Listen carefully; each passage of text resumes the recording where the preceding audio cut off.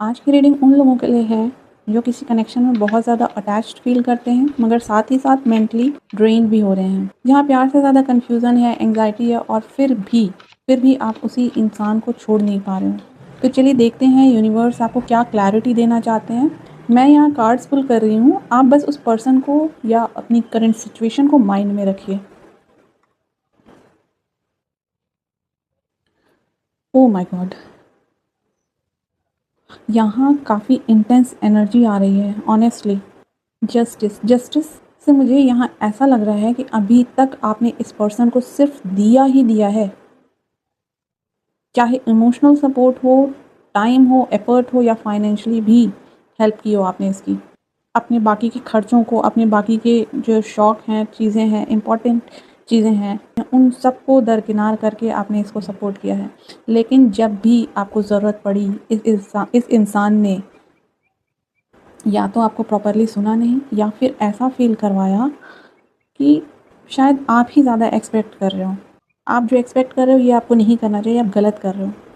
ऐसा फ़ील करवा रहा था ये इंसान आपको और धीरे-धीरे आपको अपनी नीड्स बोलना भी ऑकवर्ड लगने लगा। आप ऐसा फ़ील करने लगे, अरे यार मैं कुछ ज़्यादा ही एक्सपेक्ट कर रहा हूँ, मैं कुछ ज़्यादा ही मुझे ऐसा करना नहीं चाहिए। मैं इससे कैसे पैसा माँगूँ, मैं इससे इमोशनल सपोर्ट कैसे माँगूँ, ये मेरा हक़ नहीं है। क्योंकि इसने अभी तक आपको क्लैरिटी ही नहीं दी अपने रिलेशनशिप की। एक तरफ ये पर्सन आपको दिखाता है कि वो अटैच्ड है, वो आपको इम्पोर्टेंस देता है, आप सबसे ज़्यादा इम्पोर्टेंट हो इसकी लाइफ में, आपसे ज़्यादा कोई भी मायने नहीं रखता या कुछ भी चीज़ें मायने नहीं रखती इसकी। लेकिन मगर जैसे ही आप उस अटैचमेंट को सच मानने लगते हो, वही इंसान आपको सडनली डिस्टेंस फ़ील करवा देता है। टोटली कन्फ्यूज़ करके रखा है इसने आपको। और इस वजह से आप अपनी लाइफ में आगे नहीं बढ़ पा रहे हो, अपने करियर पे फोकस नहीं कर पा रहे हो, अपने फैमिली पे फोकस नहीं कर पा रहे हो रहा है कि नहीं है ऐसा आप मुझे कमेंट में बताना। और मेरी जान इसी वजह से आप कॉन्टिन्यूसली कन्फ्यूज्ड हो क्योंकि आपको होप भी मिल रही है लेकिन क्लैरिटी नहीं है। और देखिए हैंगमैन से यहाँ भले ही आप इस कनेक्शन को डीप समझ रहे हो, पुराना समझ रहे हो, मगर डीप डाउन आप खुद भी इसमें स्टक फील कर रहे हो। और ऑनेस्टली मुझे यहाँ स्ट्रांगली ऐसा भी लग रहा है कि इस रिलेशनशिप ने आपकी पर्सनैलिटी दबा दी है। आप जो थे अब वो नहीं लग रहे हो। आपके अंदर पोटेंशियल बहुत है मगर सामने वाला आपको ग्रो करने से ज़्यादा डाउट फील करवाता है। जैसे आप कुछ अच्छा करो तो कमियां निकालना, अपने आइडियाज़ को लाइटली लेना, ये इनडायरेक्टली आपको डोमिनेट करता है और धीरे धीरे आप खुद को ही क्वेश्चन करने लगते हो।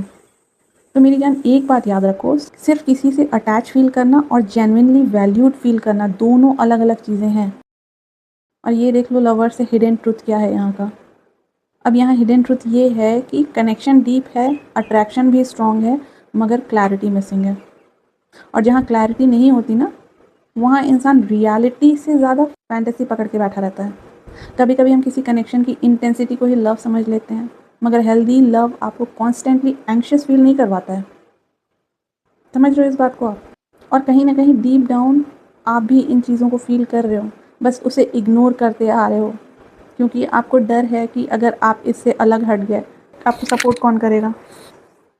यूनिवर्स बार बार आपको साइंस दे रहा है माय लव, बस आप उसे एक्सेप्ट नहीं कर पा रहे। यहाँ यूनिवर्स लिटरली चिल्ला करके आपसे एक ही बात कह रहे हैं, आप पावरलेस नहीं हो। आपके अंदर इतना पोटेंशियल है जितना आप खुद इमेजिन भी नहीं कर सकते। आप में प्योरिटी भी है, पैशन भी है, क्रिएटिविटी भी है, एबंडेंस तो भर भर के है। तो क्यों आप अपनी सारी एनर्जी एक ऐसे कनेक्शन में डाल रहे हो जो आपको खुद से ही दूर कराता जा रहा है। मेरी जान आंखें खोलो, देखो डिवाइन ने आपको कितनी क्वालिटीज़ दी हैं, कितनी चीज़ों से नवाजा है। नए लोग, नई अपॉर्चुनिटीज़, नई कम्युनिटी, सब पॉसिबल है, एवरीथिंग इज़ पॉसिबल। लेकिन बस आप अभी एक कुएं के मेंढक बन के रह गए और ये इंसान जब आप निकलना भी चाहते हो तो आपका पैर पकड़ के वापस खींच लेता है कुएं में। यहाँ बस आपको खुद को चूज़ करना स्टार्ट करना होगा। यूनिवर्स यहाँ कह रहे हैं आपसे, तो यहाँ यूनिवर्स आपसे कह रहे हैं कि टाइम आ गया है अपनी सेल्फ वर्थ को सीरियसली लेने का। ऑब्ज़र्व करो कि क्या ये कनेक्शन आपको पीस दे रहा है या सिर्फ उम्मीद देकर इमोशनली कंफ्यूज कर रहा है।